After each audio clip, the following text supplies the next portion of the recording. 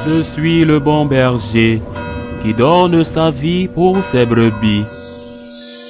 Le Seigneur soit avec vous et avec votre esprit. Évangile de Jésus-Christ selon saint Luc. Gloire à toi, Seigneur.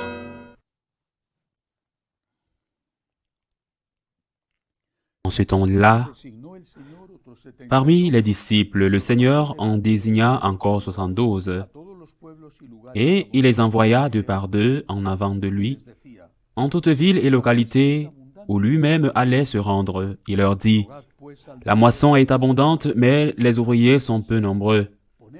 Priez donc le maître de la moisson d'envoyer des ouvriers pour sa moisson. Allez, voici que je vous envoie comme des agneaux au milieu des loups. Ne portez ni bourse, ni sac, ni sandales, et ne saluez personne en chemin. Mais dans toute maison où vous entrerez, dites d'abord, « Paix à cette maison. » S'il y a là un ami de la paix, votre paix ira reposer sur lui. Sinon, elle reviendra sur vous. Restez dans cette maison, mangeant et buvant ce que l'on vous sert, car l'ouvrier mérite son salaire. Ne passez pas de maison en maison. Dans toute ville où vous entrerez et où vous serez accueillis, mangez ce qui vous est présenté. Guérissez les malades qui s'y trouvent et dites-leur, le règne de Dieu s'est approché de vous.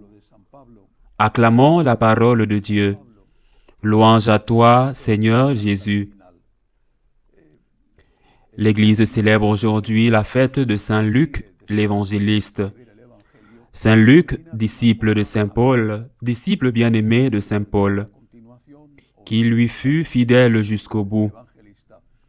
Le livre des Actes des Apôtres, qu'il a écrit après avoir écrit l'Évangile, se termine brusquement, soit que la suite ait été perdue, soit que l'apôtre, l'évangéliste, soit mort pendant qu'il l'écrivait. Saint Luc, il le dit dans son Évangile, Saint Paul le dit de lui, il était médecin. Il avait donc une bonne formation, mais il s'est mis à rechercher ce qui était vrai dans ces récits qui étaient transmis oralement au sein des communautés chrétiennes. S'il y avait quelque chose de fondé sur l'histoire ou si le mythe et la légende avaient déjà été introduits, c'est ce qu'il dit dans son Évangile. Et ce qui est merveilleux, c'est qu'en enquêtant, comme un historien moderne, en allant aux sources, aux origines, il découvre la Vierge Marie. C'est Saint Luc qui nous raconte ce que l'on appelle les évangiles de l'enfance, c'est-à-dire l'étape qui va de l'incarnation du Seigneur jusqu'au moment où celui-ci est sur le point de commencer sa vie publique. La partie la plus importante des évangiles, celle qui était racontée en premier, était la mort et la résurrection du Seigneur. C'était le centre, le cœur de l'évangile.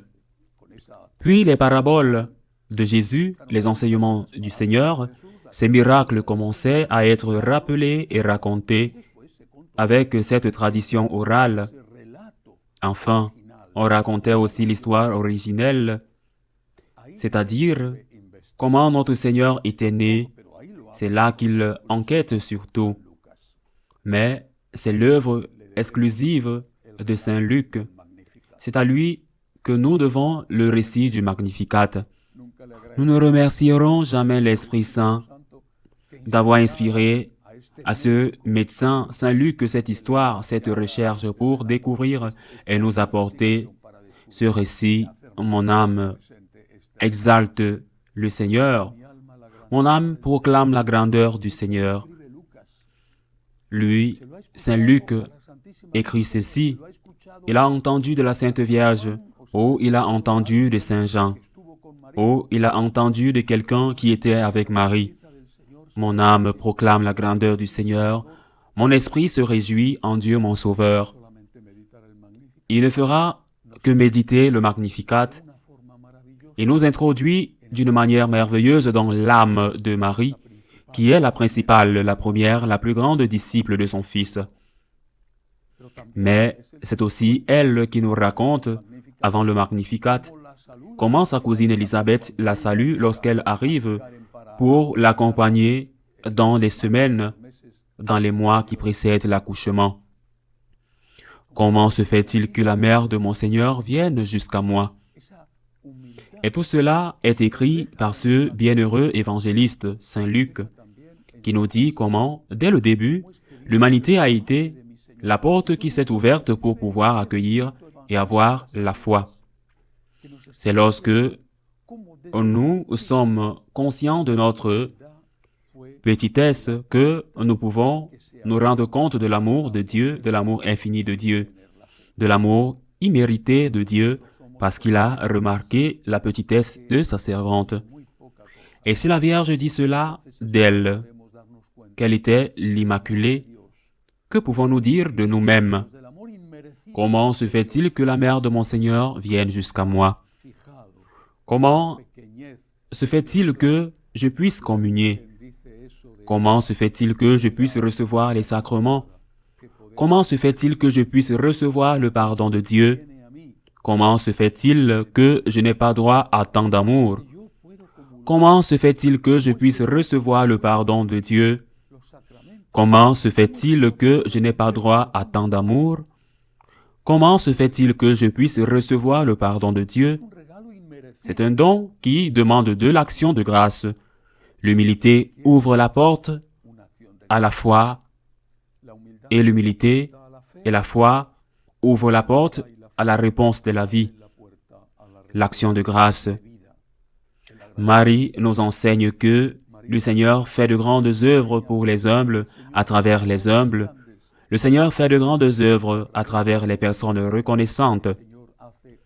Quand tu seras capable de réaliser ce que Dieu a fait pour toi, sans que tu le mérites, Saint Paul, le maître de Saint Luc, dira « Peut-être que pour un juste, il y aurait quelqu'un prêt à mourir, mais qui serait prêt à mourir pour un pécheur? Le Christ est mort pour nous alors que nous étions pécheurs. Lorsque vous réalisez la grandeur imméritée de l'amour de Dieu, vous tombez à genoux en le remerciant et en disant « Me voici, Seigneur, pour faire ta volonté. » Comme Marie l'a dit, « Voici la servante du Seigneur, qu'il me soit fait selon ta parole. » Ainsi soit-il.